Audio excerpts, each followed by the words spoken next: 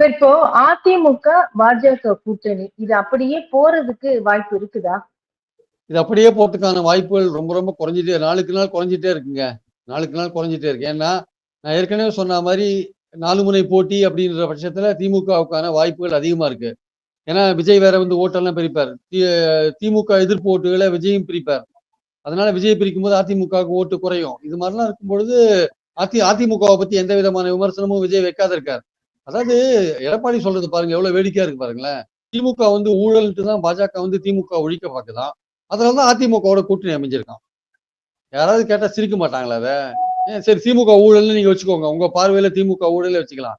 இப்ப அதிமுக இந்த சுத்த சுயம்பிரகாசமா? அதிமுக மேல ஊழலே வழக்கே கிடையாதா? இல்ல அதிமுக மேல 8 எஃப்ஐஆர் இருக்கு டிவிஎஸ்சில.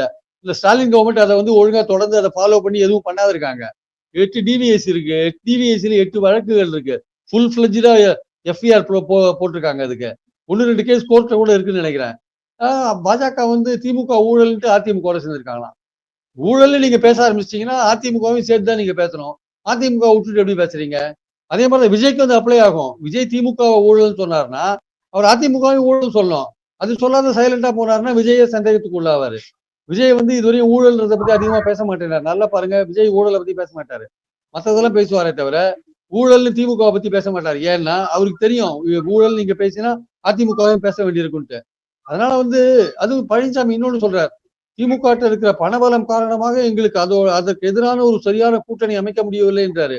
இவர்கிட்ட இல்லாத பணபலமா திமுக இருக்கு? இவர் 10 வருஷ காலம் நெடுஞ்சாலைத்துறை மந்திரியா இருந்தாரு. இவர் வந்து பிடபிள்யூடி மினிஸ்டரா இருந்தாரு. இப்படி பல விஷயங்கள் இருக்கு. அவங்க அதிமுகட்டையும் பணம் இல்லாத அதிமுக என்ற கட்சி வந்து ஏகப்பட்ட பணத்தை கையில வச்சிருக்கு. இவர் வந்து பணபலம் காரணமா எங்களுக்கு கூட்டணி அமைக்க முடியலன்னு சொல்றாரு. இது எப்படி ஏத்துக்க முடியும் ஆக்சுவலா?